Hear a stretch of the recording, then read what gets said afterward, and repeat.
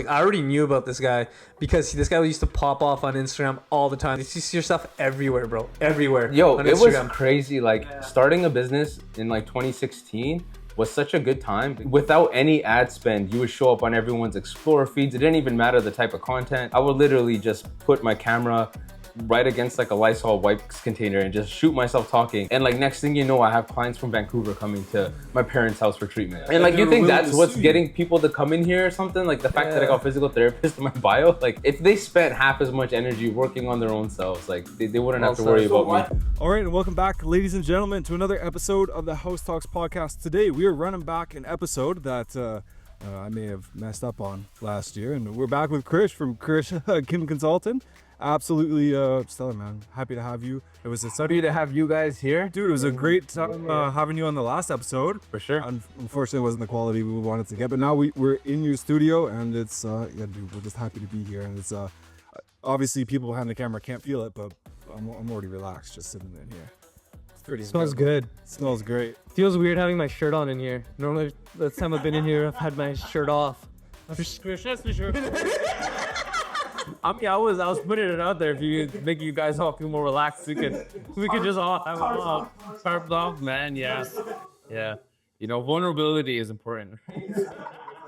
Okay, so it's been a year. So, flashback, like Connor said, we filmed with Krish a year ago. When we first started our podcast, Krish was like our third person on? Yeah, I think so. Yeah. Something like that. Yeah. It's a sick episode, I remember.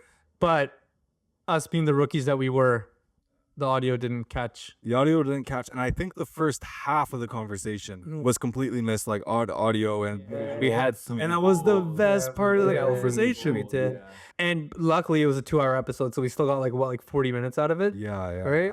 Absolutely. And there's still lots of great value in it. We do encourage go watch that episode because it was great. Yeah. But we're here to tell you some guys more great stories, and yeah, just try to relive some of those moments that we had last year. Totally. 100%. So it's been a year, my bro. What's changed? What's new? What's going on? So yeah, still been busy helping people, healing people.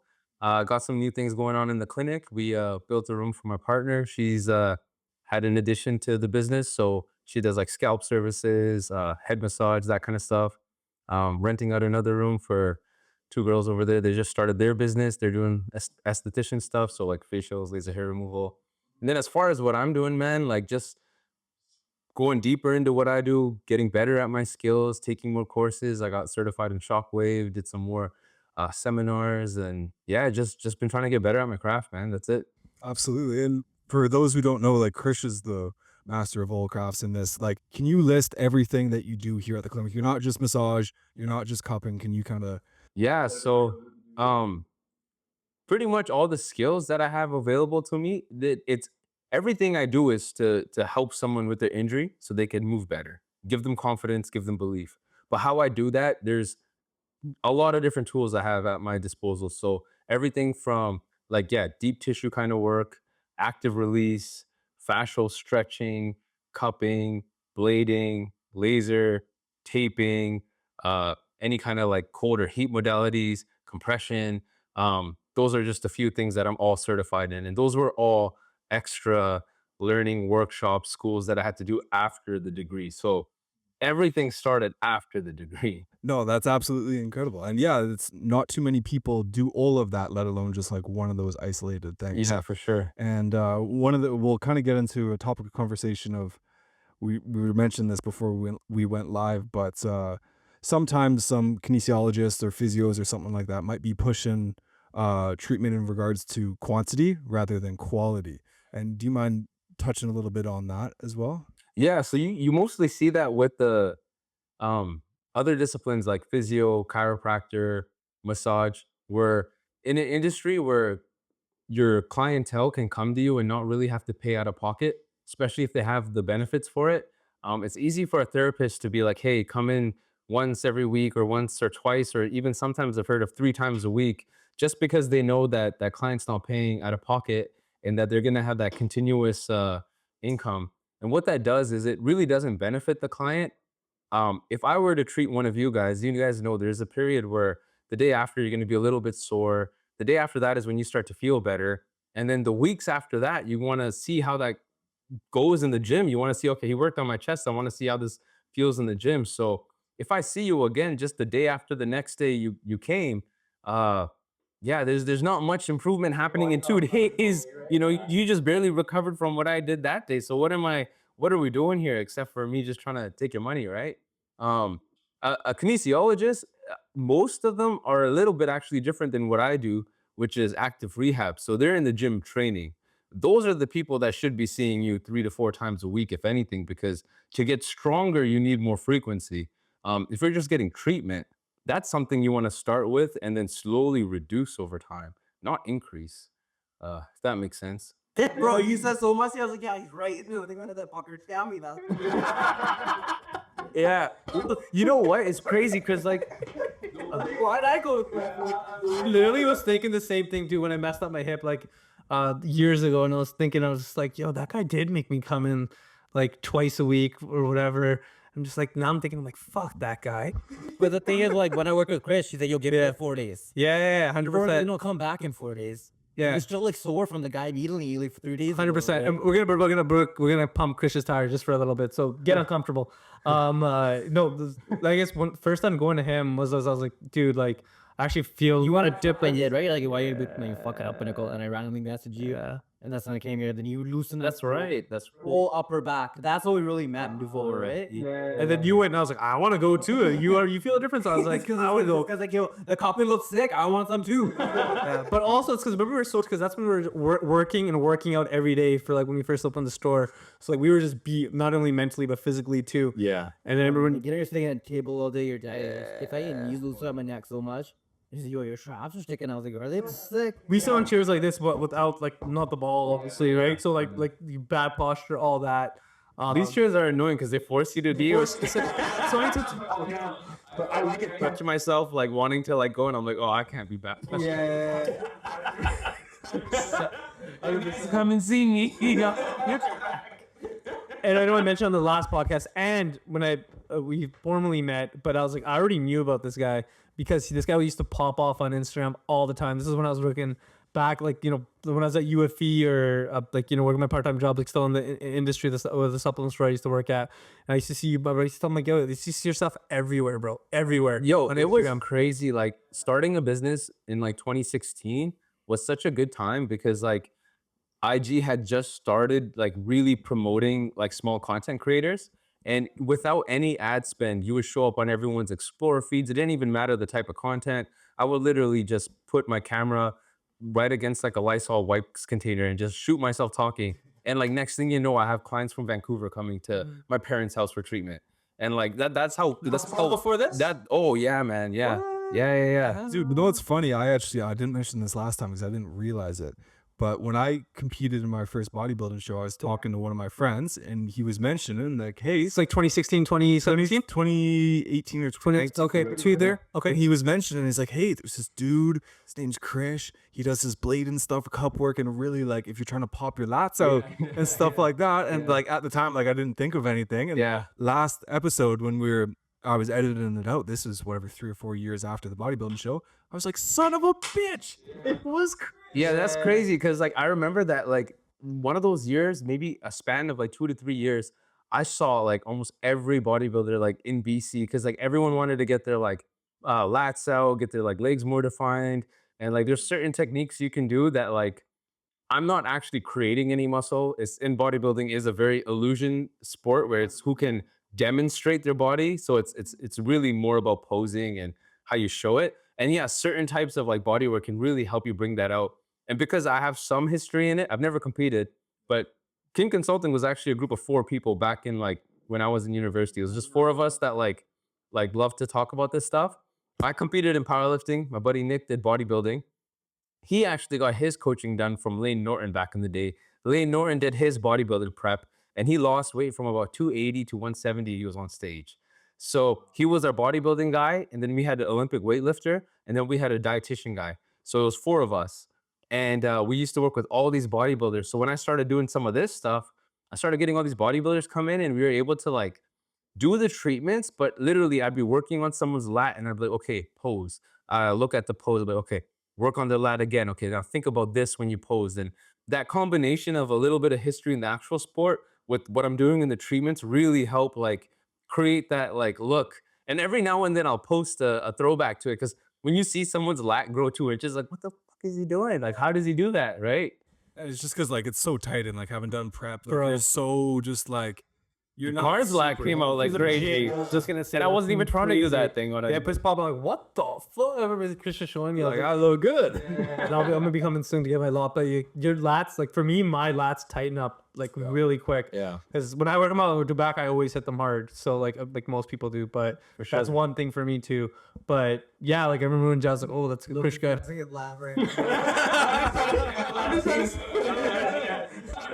Say he's good. So bad. You just talk Double bicep. yeah, no shit. But yeah, I was saying the stream lasted a year and a half, I guess. It's slowly coming up. And like, no, but that's crazy, bro. Because I remember like when Jazz, I think, because what, how did you mean, Christian? Did you just come into this? Did you into the story? About him, like, yo, fuck it, I'm gonna go. Yeah, I was like, yo, that's like kin. Because I always called you before, like, you know, we became friends. I would just call him like Kin Krish. That's that Kin Krish guy. That's what I would straight up say. Hey, here's the fucking telling. Yeah. Kin Krish. I'm like, that's that Kin Krish guy. He's all over Instagram, bro. Like, I used to see him. Yeah, you're a Kin Yo, Krish. it's You're straight up crazy. Kin Krish. To this day, like I have 18 different names, man. It's Kin Krish, it's Krish. I got a couple clients call me Kim. He says, sir, man. Like, yo, I gotta put pronouns in my back over. I have people that have known me from back in the day come back and be like, yo, so what is your name? I'm like, bro, it's been Chris. Change it or nothing. They're like, oh, yeah, that's right. And actually, speaking of Lane Norton, because like back when we were in uni, he was really big, right? And his Instagram name was Bio Lane. So biology Lane, because he had a PhD in biology and nutritional sciences. So he was someone I looked up to back in the day, right? So when I made my Instagram, I'm like, oh, I want like a cool name like that. Yeah. So I'm not a bio major, I'm a kin major. So Kin Krish. And I thought it was pretty catchy. And so that's why I came up with it. And yeah, literally people think it's Kin Krish. I get like business proposals, Kin Krish, like invoices, they'll write Kin Krish. And I'm like, it is what it is, man. If I'm known for the discipline I work in, like I'll take it. I got it tatted on me now too and everything. Wait, man. let's see. Yeah, just it's like Shirt's coming off, boys. Again, the tarp's off. just Kin on the back here, like it just says Kin on that. The negative contrast, yeah. Cool way to do it. Yeah. That's new then. No, it's been around. It's been around. Yeah. I think my first few tattoos, I was like always so excited. I'd like make a big deal about it. Like, look what I got. And then I've got so many more now that it's just like, oh, I just don't even tell people. 100%. Weren't you telling us a story about they made you remove He's thinking about that kinesiologist? shit. The letter didn't worry. my The letter. They sent him a letter, right? Yeah. It was a screenshot of his thing. Yeah. Yeah. Yeah. Do you want me to tell that? Yeah, pretty safe. Because I don't remember if it got fully out there. Yeah. So This is just people hating, first of all. I mean, we get people that try to report our stuff and try to hate on us too. So this is just another example of someone that does good. There's always someone out there. this is absolutely the wildest case of like just straight up hating. It's I get a letter in the mail. And by the way, we're saying all this kin stuff, right? You could tell that I'm proud to be a kinesiologist, right? I use kin in my name. My business name is Kin Consulting. You know, people call me Kin. Everything I do is to promote kinesiology. And so anyways, I get this letter in the mail and it's from the BC Board of Physio. And I'm like, oh shit, like what could this be? This is maybe my second year into being in the clinic. And I'm A special shout out, right? I was like, yo, like maybe they hey, we see what you're doing. You know, if you ever do want to come out, like, you know, come see our camp. Maybe you want to be a physio, you'd be I don't know. I have no idea what I was thinking. I was not thinking what I actually saw though. So I opened it up and first thing I see is a screenshot of my Instagram page. And I'm like, what the fuck? Like, how is there a screenshot of my Instagram page? Like, it's a full printout of it, right? And then I like flip that over.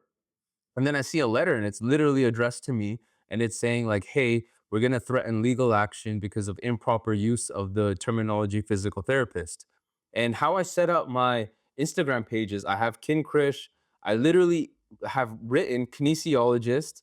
And then I have my information, but you can select a business category. There was no business category for kinesiologist. So this closest thing was like a therapist, physical therapist, or medical. And I'm like, well, out of all of those, like physical therapist seems the closest to what I do. So it was just a subcategory that's like pre-selected. And so they said that that's a trademark term in BC for physiotherapists. So the fact that I use physical therapist was like, I'm doing something illegally wrong. On my Instagram page, nowhere on any of my business, none of my receipts, nothing do I ever say that I'm a physical therapist. So then, yeah, I just changed it to therapist. So some physical therapist.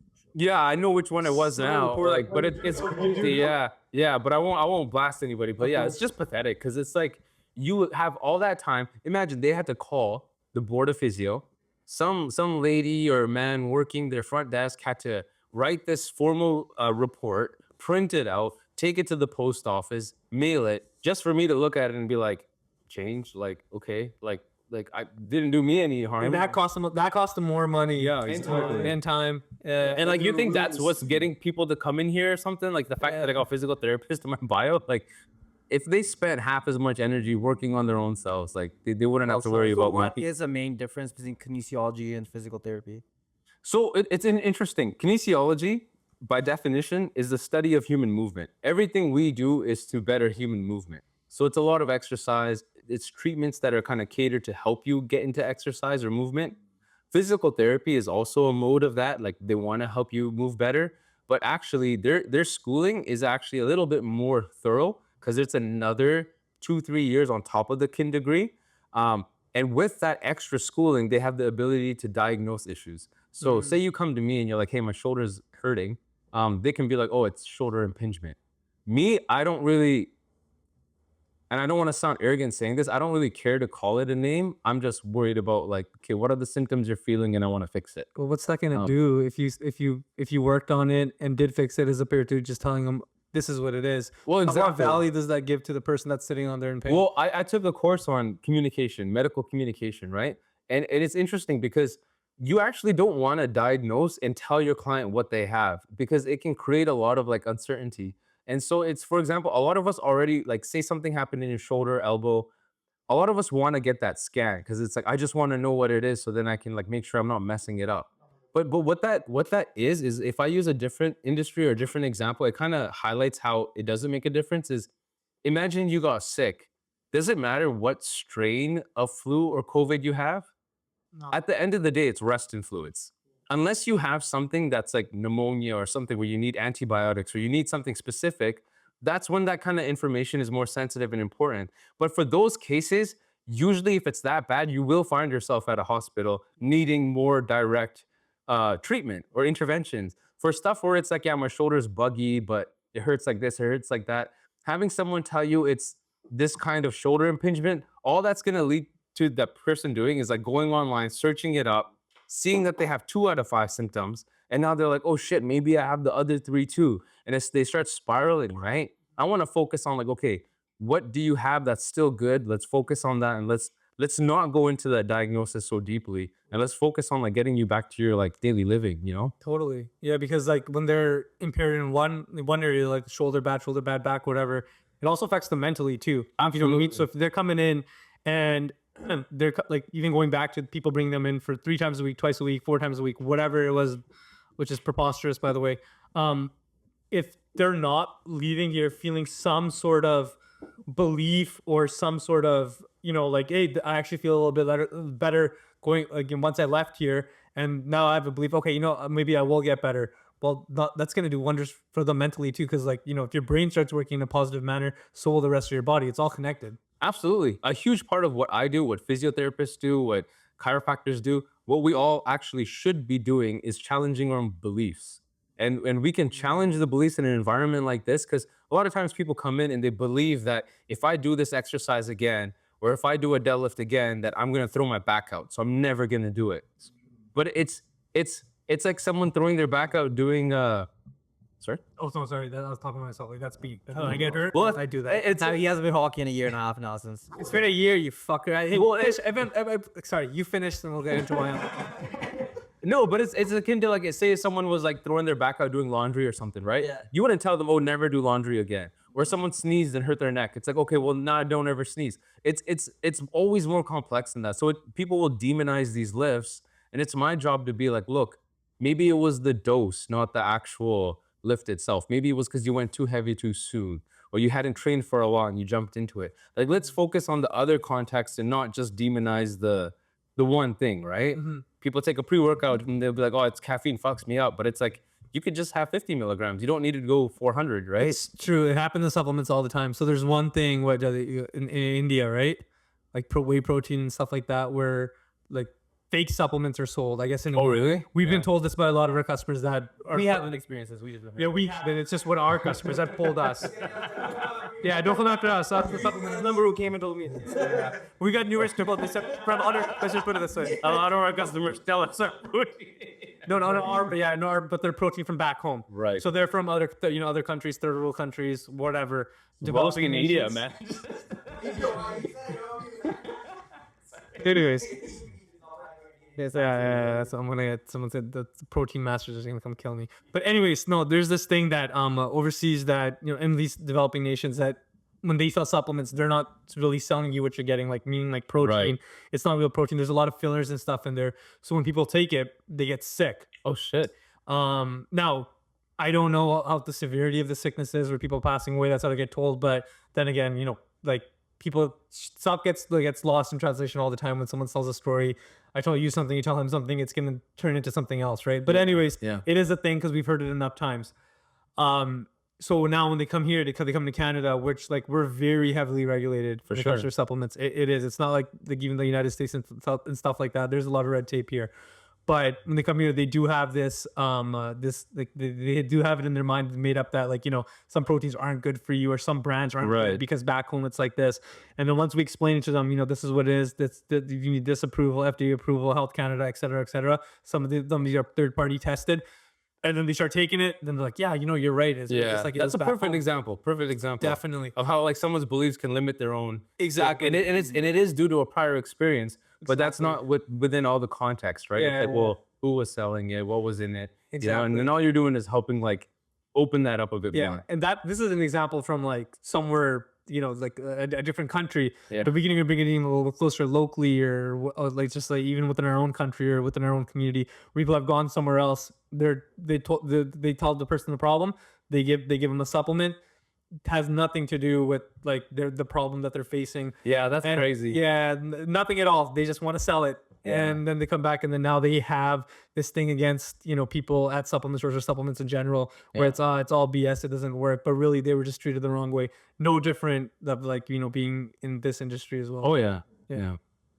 It's crazy because I have people that come like that have known about the services, have known about me for like 6, 7, 8 years. And they'll be like, yeah, I actually know a ton of people that have come, but they're still apprehensive because it's just rooted in them from so many like different experiences with other physio that it's going to be the same thing. And then they come and they're like, what the hell? This was nothing. I had a guy at the gym just a few weeks ago and he was like, yeah, I know my buddies have come to you. They all say great things. And he's like, I don't even train my shoulders the same anymore. He's like, I'm just so like self-conscious about it. And he's like, I don't lift like shoulder lifts at all. I'm afraid to go heavy. I used to go so heavy back in high school. He's like, do you think there's anything you can do? And I'm like, dude, come in, man. Like, don't worry.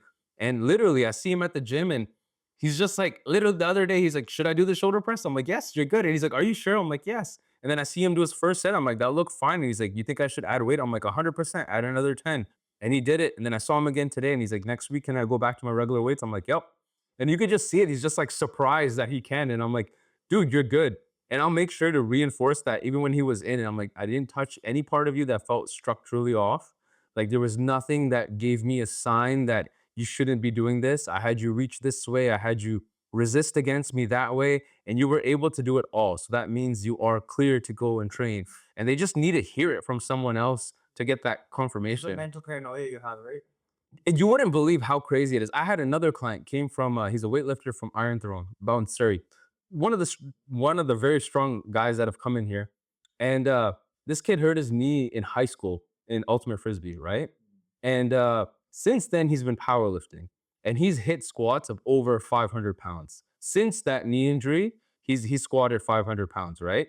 Now he wants to transition to Olympic weightlifting, which is like clean and jerk and snatch. And like, when you do a clean and jerk, you land on your knee a bit hard, right?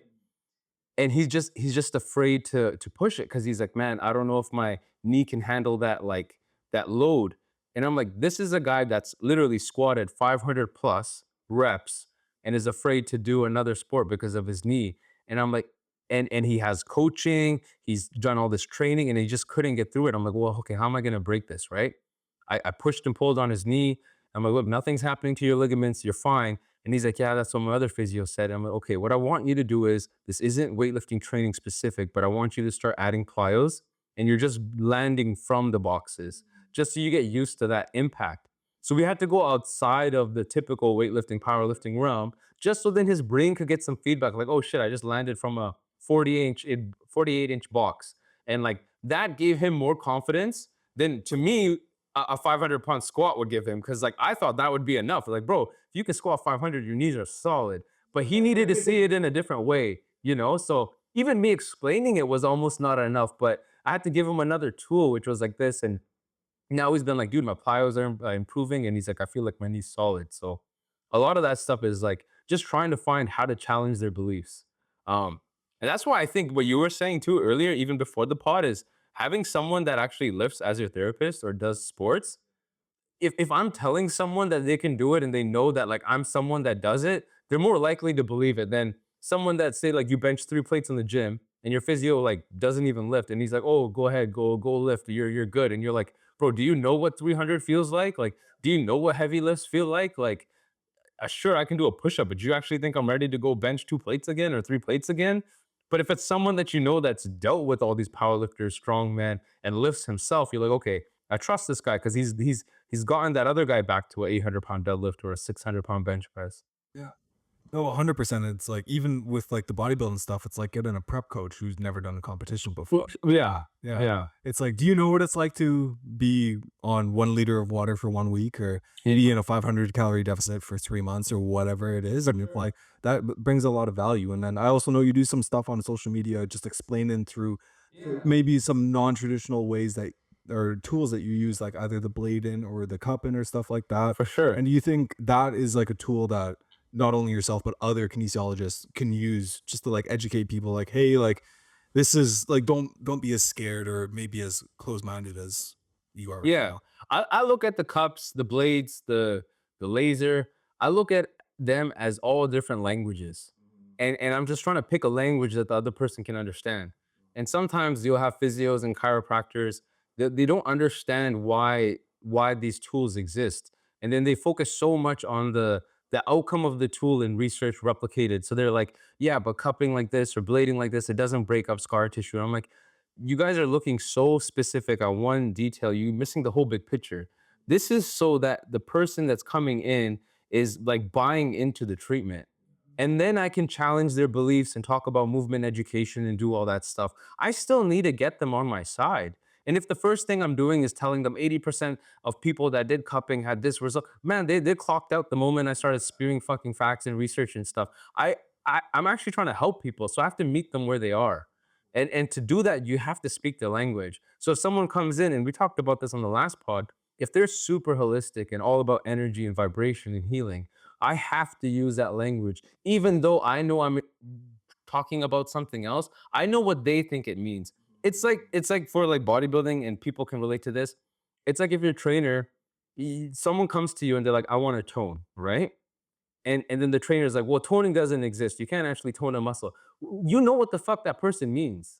Stop trying to be a smartass. Who are you helping? You know that person wants to lose fat and gain muscle and look better. But now you want to be on your high horse because you read a fucking article saying that you can't tone a muscle. Who are you actually helping? Does your client think like, oh my God, this guy's so smart now, he's gonna help me? They're just like, well, does he understand my goal? I just want to look slimmer. So if someone comes in and they're like, oh, like, I want to get my shoulder better. Like, would you think cupping helps? And the first thing I'm like, well, the research shows that cupping, and get the fuck out of here, man. Like, who the fuck am I helping, bro? You see my clients, I got aunties and uncles in their 80s and shit coming here, bro. I'm gonna touch them because they feel like I need someone to rub my knee. Okay, now that they feel that I've done something of value to them, they actually want to listen to what I have to say. And then I can be like, uncle, you know, when you sit up from your sofa, maybe do that 10 times every time you get up there. And now I'm building repetition and stuff. But if I didn't do the stuff that technically doesn't show evidence in the research, they're not going to buy into what I say. And that's why everyone talks about this biopsychosocial model. meaning that you take in consideration biology and psychology. But then they always just go back to the research and they just focus on the empirical stuff. And I think for a lot of people, it's a way to justify their lack of experience. And I hate to say it like that, but I was the same. People call me critical Krish because if it wasn't in PubMed, I was like, yeah, that's not legit. You know, like it's not properly evidence peer reviewed stuff. It's not going to work. But we have to look at the whole picture, and that includes people's psychology, experiences, culture, everything, and then get to the nitty gritty. But it's baby steps, if that makes sense. You just sold me. I think I'm about to dream it right now. Carbs on, guys. Boys. Sometimes I need to take my shirt off. I need to feel connected. You know, I'm just like, it might not be in the research. Trust. nah, I feel like it's no different. No, I think that's so true. You even think of people when they're sick, and it's if they're bought into the program and they have a healthy mindset and they feel optimistic about the treatment, the likelihood that the treatment, rather if it was the treatment that made them feel better, the likelihood that they feel better is so much higher than if they're like, I don't know about this treatment, I don't know about this. And people just don't want to feel like another patient or like a number or a client that actually want to have a relationship, right? Absolutely. Yeah. People buy. It's no different than like selling to someone or anything. People will buy from who they like. People will get treatment from who they like. You know what I mean? Absolutely. That's where the trust and it's just a big circle. It's just, you know what I mean? They like you, they trust you. You give them the right service. We'll just keep coming back. Yeah. Because they're getting a result out of it. Especially all the tools you have besides regular kinesiologists. Because most of them just you mentioned they like pretty much personal training clients, right? Yeah. What made you want to have all these extra tools to kind of differentiate yourself? Well, take for example this: a typical kinesiologist, they'll get pre-approved sessions from ICBC. That's where most of their clients are coming from. Because extended benefits, some of them cover kin, most of them don't. So typically someone gets in a car accident, they go and see a kinesiologist. What happens when you get in a car accident? Someone's hands are on the steering wheel, the shoulder gets messed up, they have whiplash, right? So you have someone with whiplash, which is like a moving of the head, sore neck, tension headaches. They're gonna go see someone like a kinesiologist who's gonna try to train them, right? So a kinesiologist, we're thinking, okay, we wanna make their neck stronger because, you know, it went through some damage, right? So you take someone that just had whiplash, is experiencing headaches, is super tender to touch, and then now you're trying to make them stronger. They're not ready yet. Or and even if they are, you have to do such basic things where they can't even stretch without pain. So here I am. I know exactly what movements they need to do. I know what exercises I need to give them, but they're just in so much pain, so much fear that everything that I would do would cause them like more fear and pain, right? So I'm like, well, how can I still help them? So that's what led me to all these different modalities, such as soft tissue release and that. So instead of internal load, which is like you having to lift and your own muscles engaging, what I'm providing is a little bit of external load. So I'm pushing on them, and then their body's getting used to that external pressure. And over time, it adapts to that, and then it gets stronger, and then it can adapt to the internal load. So it's a very graded process. But before they can even touch the weights, if they're in such bad condition after an injury, not even a car accident, after a post-operation, we have to start with the basics, which is maybe just like rubbing the area and then maybe just massaging it, blading it. It's just like or if you take it to the extreme, it's like a fighter kicking something, right? Like they're conditioning their shins from an external thing. And then you can also condition it through exercise, right? So these treatments also have some kind of adaptive mechanism too, if the therapist knows how to utilize it. Some of them just see other therapists doing it. Clients come and they're like, hey, do you do cupping? And they just throw them on. And then they come in here and they're like, yeah, my physio did cupping. And I'm like, well, what did he do? And there was no rhyme or reason behind it. It's just like a show, like just a bunch of tricks, right? That's not what it is. That's why I learned these tools, was because I got stuck. I'm trying to train someone. I can't get them stronger because there's a limitation. So what do? I have to learn how to get past that limitation. And I learned one trick and then the next and then the next and then the next. Absolutely. And I think that's a good segue into this last question here. But if you were to redo everything today, start from scratch, or any up and coming people that want to start their own kinesiology business, do you go into it with an open mind and try to learn a little bit about everything? Do you specialize and then build off that? Like if you were starting from day one again, like how would you kind of attack starting all this again if you had to start from scratch? Yeah, and you didn't have the experience, the Right. years in it already. Knowing what I know now, I probably would have went to athletic therapy school. I think there's one in Victoria and some other ones in like Canada. Getting a bachelor's in athletic therapy, you become a certified athletic therapist, and you learn a lot of these things during that school because you're working with athletes. So you'll learn taping, you'll learn a lot more stuff than just the kin degree. If I were to do it just like how I was in the kin degree, like I mean, I genuinely went in with an open mind. So I took some of these courses while I was a student, even though I wasn't allowed to practice it just because I was curious. I think that's all I would say is just remain curious. Because the moment you feel like you know what it is, like then you get like then you get blind almost, right? So always be curious to like what else is out there. Even if you don't like, maybe I wouldn't be so specific on like the research stuff because I was like that. And only until I finished school, I realized like, oh shit, like not everything works for everyone. Like people need different tools, you know? But yeah, just stay super curious. And like if a professor says, oh, this doesn't work or something doesn't work, like take it, understand it, like, you know, if that's what the evidence says, appreciate that. But if someone else is saying, hey, this works for me, try to understand why it works for them. Even if it's placebo, then understand like, oh, wow, placebo can be something that's useful. And maybe you can work on having language that can instill that in someone else, as well as all that evidence stuff. Just be super curious and like take everything that has any merit and just try to incorporate that, you know? I love that. 100%. I like that. What's the main thing you've learned since you opened this business Yeah. as an entrepreneur? That Worry about yourself. By the way, they're both like one of the same. person, you know? Yeah, they're one of the same. They're one of the same. Kin Krish. Man. It's like, you know, like it's like when going Super Saiyan. Like when you're normally just Krish, but then when you go Super Saiyan, you're It's King Krish. Yeah. Well, you know I'm Super Saiyan 3 right now. No, I would say the what was the question again? It's not the fact that I'm a kinesiologist.